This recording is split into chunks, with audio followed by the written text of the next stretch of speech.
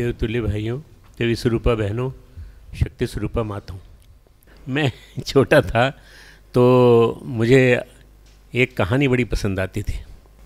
उस कहानी में एक दीपक चुनौती देता है सूरज को कि तुम आओगे, इसका कोई मुझे वो नहीं है विश्वास। मुझे विश्वास है मेरे अपने ऊपर, मैं रहूँगा तब तक ये प्रकाश में समाप्त नहीं होने दूंगा। मित्रों, इसी आधार पर एक फिल्म बनी थी।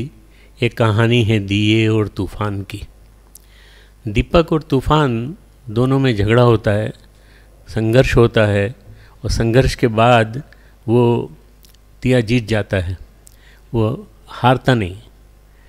ये जो हम लोग हैं दिए के समान हैं, और हमारे जो भगवान परम पूज्य गुरुदेव हैं वो हमें रक्षा करने के लिए हमेशा समुद्यत हैं, तैयार हैं। तो ये जो हमारे अंदर का जो साहस कभी कमज़ोर हो जाता है, कभी हमारा मनोबल गिर जाता है, तो हमें याद करना चाहिए कि जब दीपक चैलेंज कर सकता है और जब दीपक साहस कर सकता है तो हम भी कर सकते हैं। पूरी दीपावली इसी पर सीमित है, दीपक के ऊपर, कि दीपक को आपने अगर महत्व दिया जीवन में तो आपके अंदर का दीपक भी जलने लगेगा, अंतर जगत का, और वो जलेगा तो आपको हिम्मत देगा हमेशा। ये हिम्मत की कहानी है। दीपावली, दीपोत्सव पर्व, ये हिम्मत की कहानी है। हम लोग जो दीपावली मनाते हैं इसके बारे में बहुत कुछ हमारे गायत्री किशोर जी ने आपको बताया। जो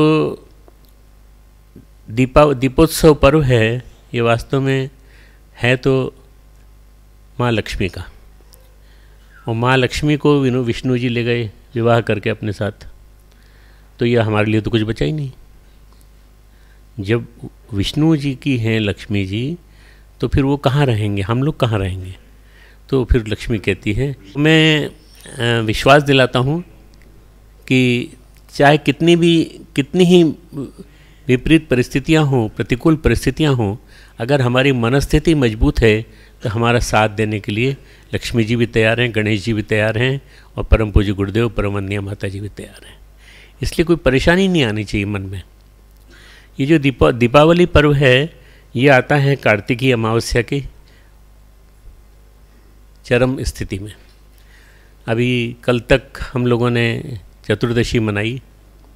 आज हम बिल्कुल अंधकार, चारों तरफ कोई प्रकाश नहीं कहीं भी, चारों तरफ अंधेरा, और उसमें हमने अपना दीपक जलाया है, और उसमें हम दीपक अपना जलाने जा रहे हैं, और ये आश्वासन दे रहे हैं भगवान को कि हम यहाँ धरती पर अंधकार नहीं रहने देंगे। छोटा सा भी दीपक होगा तो भी जलता है, और हवा आती है हिलाती है उसकी लौ को तो भी जलता है। ये सबसे बड़ी प्रकाश की जो वो है शपथ, सौगंध देता है वो भगवान को कि मैं हूँ तब तक आप कुछ नहीं कर सकते, अंधेरा कुछ नहीं कर सकता। ये जो अमावस्या का पर्व है, कार्तिक अमावस्या का, ये महानिशा कही गई है। महानिशा 3 हैं। एक महानिशा ये है, एक है होली की, और एक और है जो बीच में आती है।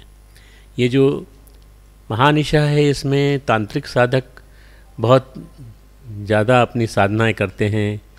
कुछ लोग अपने आराध्य की उपासना करते हैं, कुछ लोग गायत्री मंत्र का जप करते हैं। हम ये मान के चलें कि अगर हमने पूरे विश्वास के साथ गुरुदेव को माना है, माता जी को माना है, तो हमारे जीवन में निश्चित रूप से ये उल्लास आना चाहिए कि हमारा साथ प्रतिपल प्रतिक्षण गुरुदेव माता जी हैं, गायत्री माता हैं। हमें कभी किसी प्रकार की दिक्कत नहीं आएगी। मित्रों, ये जो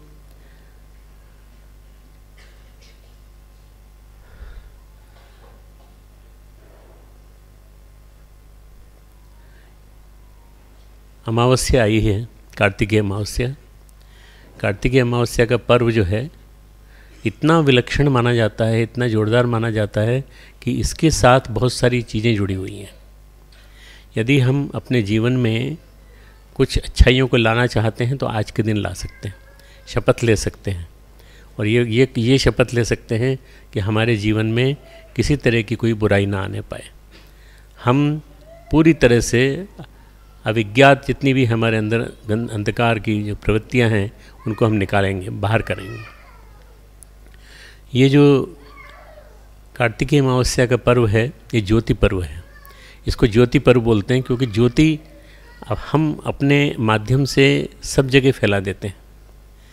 ये जो ज्योति है ये हम बाहर से पैदा करते हैं, पर वास्तव में हम अपने अंतर जगत की ज्योति, अंदर की ज्योति ये जलाते हैं।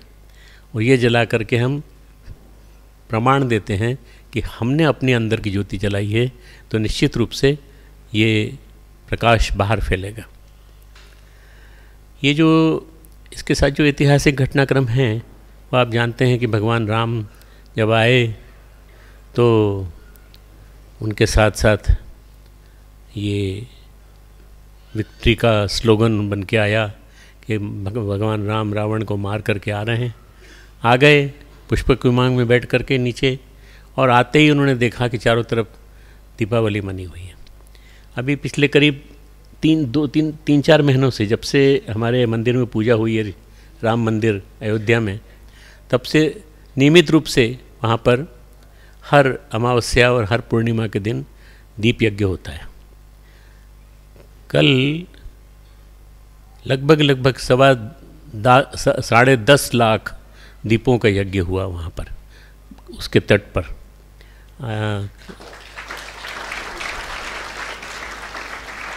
हम कितने जला पाएंगे हम नहीं कह सकते, पर वो जो उन्होंने जलाए हैं वहाँ पर वो सरकारी मदद से भी जले होंगे निश्चित रूप से।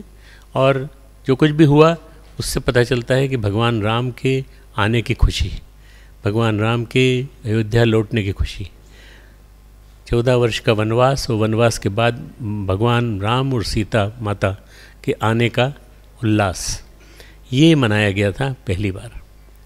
इसी उपलक्ष्य में दिवाली मनाई जाती है। दिवाली के कई रूप हैं मित्रों। ऐसा कहा जाता है कि महावीर जो थे जैन धर्म के, उनको भी इसी दिन प्रकाश मिला था और उनको ऊपर महाप्रयाण के लिए संदेश मिला था। जब वो गए ऊपर तो बाकी जितने भी थे उनके शिष्य, उन्होंने हीरे माणिक्य और बहुत सारे तरह तरह के खुद चमकने वाले जवाहरात वो ला करके रख दिए लाइन से दोनों तरफ, और उसकी वजह से प्रकाश होने लगा। हम दीपक की बात कर रहे हैं, वहाँ उन्होंने मणिमाणिक्य वगैरह से प्रज्वलित किया प्रकाश। ये जो दिन है 3 महाबली महायोगी के समर्पण का पर्व माना जाता है। एक पहले वाले जो हैं वो हैं हमारे जिन्होंने अपना शरीर इस दिन त्यागा था, वो थे स्वामी दयानंद सरस्वती। आप सबको मालूम है दयानंद सरस्वती जी जो हैं आर्य समाज के प्रवर्तक थे, और वो जो प्रकाश छोड़ के गए वो उसके माध्यम से आर्य समाज ने कितना बड़ा काम किया। परम पूज्य गुरुदेव कहते थे आर्य समाज ने जो काम किया था उसी को हमने आगे बढ़ाया है। आर्य समाज ने धर्म तंत्र में छाई हुई मूर्ताओं को, मान्यताओं को मिटाया और बहुत कुछ नया नया प्रकाश दिया उन्होंने। स्वामी दयानंद सरस्वती, उन्होंने अपना शरीर इसी दिन छोड़ा था। तो दूसरे हैं राम तीर्थ, वेदांत के प्रशिक्षक, और उन्होंने अपने जीवन में जितना भी कुछ किया वो इसी दिन उन्होंने, यहाँ से इधर हमारे ऋषिकेश के आगे हम जाएं तो टिहरी करके स्थान है जो अब गायब हो चुका है, क्योंकि टिहरी डैम बन गया तो वो चला गया। टिहरी नहीं है, अब नगर नहीं है, पर अब नई टिहरी ऊपर बस गया है। पर जो टिहरी पुरानी टिहरी थी उसके भिलंगना और गंगा भागीरथी के संगम के स्तर पर वहाँ जाकर के उन्होंने अपना शरीर छोड़ दिया था 34 साल की उम्र में। राम तीर्थ तीसरे थे जिन्होंने कि अपने जीवन का बहुत कुछ दिया, जिनका मैंने नाम लिया पहले, महावीर स्वामी, जैन धर्म के संस्थापक। ये 3 लोगों के द्वारा ये पर्व जो है परमानेंटली स्थिरता के साथ स्थापित हो गया। ये बहुत महत्वपूर्ण पर्व है इस दृष्टि से कि हम इस पर्व के दिन जो मांगेंगे वो मिल जाएगा। माँ लक्ष्मी भी देंगी, श्री गणेश जी भी देंगे, सब देंगे, पर हमारे अंदर ये पात्रता होनी चाहिए कि हम उनके लायक बन सकें,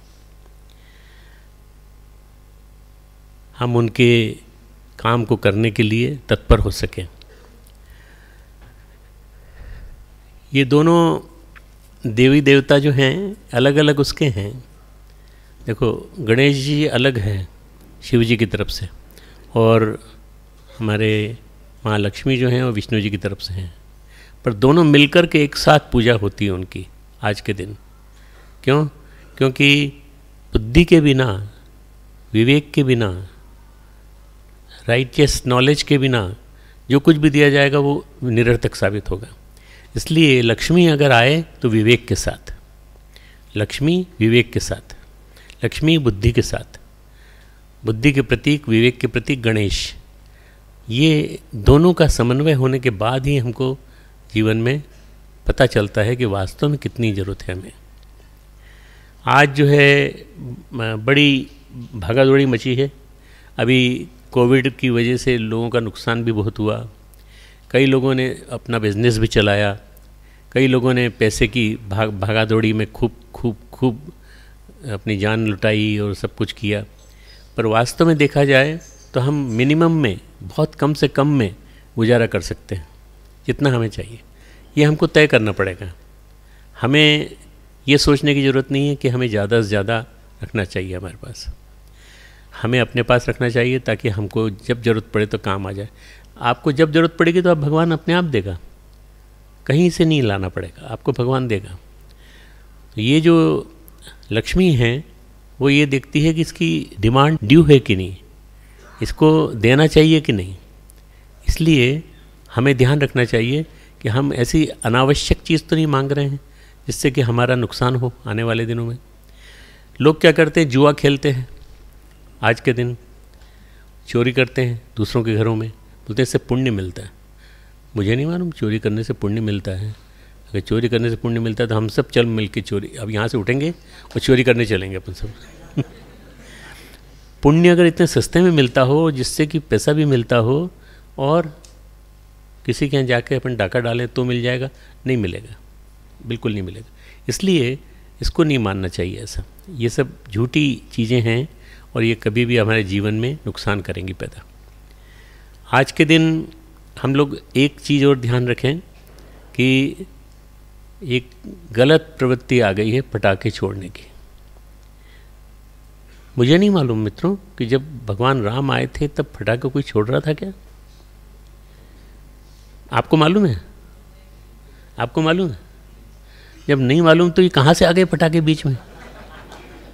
ये कोई पटाखे का बिजनेसमैन होगा जिसने कि बीच में डाल दिया इसको जोड़ दिया। फटाकों से शोर होता है, फटाकों से पॉल्यूशन होता है, प्रदूषण होता है, फटाकों से लोगों को सांस की तकलीफ हो जाती है।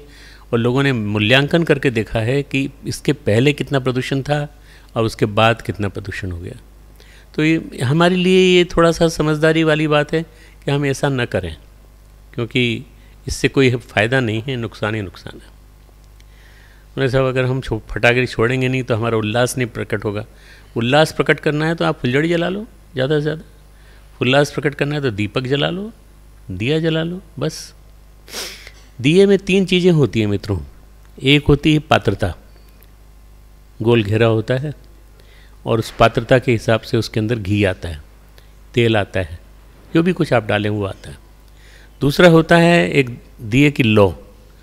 लौ जो होती है वो हमारी उसकी प्रतीक है, हमारी लीडरशिप की, हमारे अंदर कितनी कैपेबिलिटी है, कितनी हमारी योग्यता है, और वो जो योग्यता है उसके आधार पर हम कितनी देर तक जल सकते हैं। और मित्रों, तीसरी चीज़ है जो उसमें है वो है घी या तेल जो भी है, उसकी वजह से हम जलते रहते हैं निरंतर। आज दीपक जलाएंगे 11 साढ़े 11 तक जलेंगे, और इससे वायुमंडल शुद्ध होता है। अगर आप जला रहे हैं तो अमीर आदमी जलाए तो एक गरीब आदमी जलाए तो कोई फ़र्क नहीं पड़ता।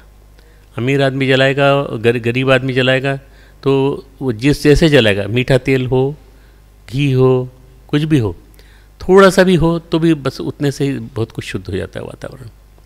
हमको ध्यान रखना चाहिए कि हमें इस तरह की चीज़ों से दूर रहना चाहिए। दूसरा एक है कि आज का आधुनिक समाज में बहुत बड़ा प्रचलन आ गया है कि हम इलेक्ट्रिक की वो बल्बों की पंक्तियां जो है ना वो लगाएंगे ताकि प्रकाश आए। क्यों? हमने कहीं सुना था कि लक्ष्मी जी जहाँ प्रकाश देखती हैं, जहाँ ठाट बाट देखती हैं, जहाँ शान शौकत देखती हैं, वहीं उतरती हैं। अच्छा, तुम्हारी यहीं उतरेंगी सबसे पहले? नॉनसेंस। ऐसे कैसे उतरेंगी? ये जो है कि हम बल्बों की वो आवली लगाएंगे, तो मैं तो ये कहता हूँ कि ये तो दीपावली नहीं हुई, ये क्या हो गई? बल्बावली। बल्बावली से लक्ष्मी प्रसन्न नहीं होती, वो प्रसन्न होती हैं आपके अंदर के दीपक के प्रज्वलित होने से। यदि आपने ये ध्यान रखा तो वास्तव में बहुत कल्याण होगा आपको। क्योंकि यहाँ से आप जाएंगे घर, तो घर जा कर के आपको बताया जाएगा कि आपको कहा जाएगा कि ये शांति कुंज होके आए हैं, तो इन्होंने क्या संदेश लिया, तो वो संदेश बताना, ये वाला संदेश ज़रूर बताना कि हम ये सीख के आए कि दीपों का प्रकाश ज़्यादा पवित्र, ज़्यादा महत्वपूर्ण है बजाय बल्बों के प्रकाश। ठीक है ना? तो ये जो आप शादी ब्याह में लगाते हैं ना, उसके बजाय आप अगर उसमें 5-5 दीपक जला दें, दीपक दरवाज़ों पे अलग अलग जगह पे, तो वो उससे वो प्रकाश भी हो सकता है जो वैसे नहीं होता। लक्ष्मी और गणेश दो जो हैं, ये हमारे लिए बहुत जीवन में ज़रूरी है। इनका फ़िलॉसफी, लक्ष्मी की फ़िलॉसफी ये है कि लक्ष्मी धन का प्रतीक है, पर जो ड्यू हो, आपके लिए ज़रूरी हो उतना ही बस। उससे ज़्यादा चाहिए तो आपको लक्ष्मी नहीं देंगी, और अगर आपको चाहिए तो आप विवेक के साथ लीजिए। विवेक है हमारे गणेश जी, और गणेश जी से बातचीत करके आप समझौता कर लीजिए कि हम कोई भी काम गलत नहीं करेंगे, सब सही करेंगे। तो बस उसके बाद फिर आप देखिए कि आपको सब मिलता जाएगा। तो ये जो दीपावली है, ये वास्तव में कई तरह से लोगों को मैसेज देती है। एक और मैसेज है, आज के दिन लोग जुआ खेलते हैं, और आज के दिन जुआ जिन्होंने खेला उनकी तो दुर्गति हुई, आपको मालूम है। 12 साल का वनवास काट के आए थे और फिर उन्होंने जुआ खेला पांडव, तो वो सब के सब जो है फिर अरेस्ट हुए, फिर ट्रैप हुए। तो ये जो है आपको भी ध्यान रखना है कि हमें जुआ नहीं खेलना, हमें जुआ नहीं खेलना। जुआ किसी हालत में हमारे लिए पेइंग नहीं है, जुआ हमारे लिए नुकसानदायक है। बस ये ध्यान रहेगा तो फिर कभी कोई दिक्कत नहीं होगी। मित्रों, सबसे ज़्यादा ज़रूरी है प्रकाश पर्व। प्रकाश का यदि आपने उपासना कर ली और वो प्रकाश आपके अंदर आ गया, तो आप देखेंगे कि आपको जीवन में मिलता ही चला जाएगा। ज्योति पर्व, प्रकाश पर्व, ये आज के पर्व का नाम है, और ये वैश्यों का पर्व है, वैश्यों का त्यौहार है। आज के दिन हिसाब किताब करते हैं हम लोग, ये करते हैं कि साल भर हमारा क्या खर्चा रहेगा, किस तरह से रहेगा। फसल आने वाली होती है, तो हम इसको, ये जो पर्व है, उसको फसल के लिए भी पर्व को मनाते हैं। नई फसल आती है तो नई फसल के लिए हिसाब किताब होता है, ये होता है कहाँ इसको हम खर्च करेंगे, इसको हम किस तरह से निकालेंगे। ये सारा के सारा आज के दिन होता है, पूरा दिवाली के दिन। तो दिवाली एक महत्वपूर्ण पर्व है हम सब के लिए, हमारे सबके जीवन में। भारतीय संस्कृति में पर्वों का स्थान है, और पर्व का मतलब होता है पर्व, ये पोर शब्द से बना है। पोर यानी गांठ। गन्ने की गांठ देखी है आपने? वो मीठी होती है सबसे ज़्यादा, पर आप चूस नहीं सकते उसको क्योंकि बहुत कड़ी होती है, पर मीठी बहुत होती है। और मीठी होने के नाते वो आपके जीवन में अंदर तक रच बस जाती है। अगर आप पर्व शब्द का ओरिजिन समझ लेंगे, पौर शब्द से पर्व, और पर्व जो है वह हमारे जीवन में कितने आते हैं, साल भर में कम से कम 250 पर्व आते हैं, साल भर में। होली भी आती है, नवरात्रि भी आती है, चैत्र नवरात्रि आती है, आश्विन नवरात्रि आती है। बड़ा विलक्षण संयोग है। बस अगर हम इसको जीवन में उतार लें इन सब चीज़ों को, तो वास्तव में बहुत बहुत बहुत कुछ हमारे जीवन में आ जाएगा। अभी आप यहाँ से जाएंगे तो कल जो है गोवर्धन पूजा होगी। गोवर्धन पूजा में हम गौ माता का पूजन करते हैं, और गौ माता के पूजन के माध्यम से हम ये बताते हैं कि हम कृषि प्रधान सोसाइटी हैं। कृषि प्रधान सोसाइटी होने के नाते हमें कृषि को महत्व देना है और गौ माता को महत्व देना है। आज क्या हो गया है कि भैंस का दूध मोटा होता है, ऐसा बोलते हैं, और ताकतवर होता है, ये सी एक मान्यता फैल गई है। गाय का दूध पतला होता है और वो उसको डाइल्यूट करो तो और पतला होता चला जाता है। भैंस गंदगी में स्नान करती है, वहीं पड़ी रहती है, घंटों पड़ी रहती है, और कभी भी वो किसी हालत में सार्थक चीज़ नहीं देती है हमको। गोबर ही देती रहती है, बस गोबर देती है और गौमूत्र देती, वो भैंस का मूत्र देती है, बस और कुछ नहीं। तो हम क्या करें? अरे गौ माता को पालो, अगर कोई पाल रहा हो तो उसको पालो। अगर कोई गौ माता को पालन कर रहा हो तो उसको सपोर्ट करो। इसलिए ये गौ संवर्धन के लिए कल का पर्व है। कल आप लोग वहाँ आना, हम आपको बताएंगे वहाँ पे उसके बारे में, गौ संवर्धन पर्व के बारे में। ये हमारा देश जो है कृषि प्रधान देश है, और यहीं पर गौ माता की इतनी ज़्यादा हम आराधना की बात कहते हैं कि गौ माता की आराधना करनी चाहिए। फिर इसके बाद जो अगला दिन है वो है भाई दूज, गुजराती में बोलते हैं भाई बीज, है ना। और इसमें नया साल मनाते हैं, नए साल से शुरुआत करते हैं। नए साल की शुरुआत हो तो भाई बहनों के प्रेम से हो स्टार्ट। सब आपस में, हम सब भाई बहन हैं, हम सब आपस में एक दूसरे के मित्र हैं, एक दूसरे के रिश्तेदार हैं। अपने सगे रिश्तेदार केवल वही नहीं हैं जो हमारे लिस्ट में हैं या हमारे फ़ोन बुक में हैं, वो भी हैं जो हमारे साथ रहते हैं, हमारे गायत्री परिवार के कार्यकर्ता हैं, हमारे गायत्री परिवार के जो सदस्य हैं, वो भी हमारे भाई बहन हैं। अगर ये आपके जीवन में आ जाएगा तो आनंद आ जाएगा। इसके बाद फिर गोपाष्टमी आती है, फिर उसके बाद वो एक छठ पर्व आता है बीच में, बिहार का। छठ पर्व के दिन सूर्य की पूजा करते हैं। तो ये हमारा श्रृंखला जो है चली आ रही है पूरी की पूरी, और बड़ी सुंदर श्रृंखला है। इसके पहले कल जो है रूप चतुर्दशी थी, उसको नरक चतुर्दशी भी बोलते हैं। नरक जैसी गंदगी हो जाती है चारों तरफ। हमारा देश गंदगी फैलाने में माहिर है, चारों तरफ कीचड़, चारों तरफ कीचड़, चारों तरफ कीचड़ और गंदगी। तो उस गंदगी को साफ़ करने के लिए ऋषियों ने व्यवस्था की कि इसको इस दिन साफ़ कर लीजिए। दिवाली तब आएगी जब साफ स्थान होगा। तो कल रूप चतुर्दशी थी, और इसके एक दिन पहले धन्वंतरी जयंती हमने उस दिन मनाई।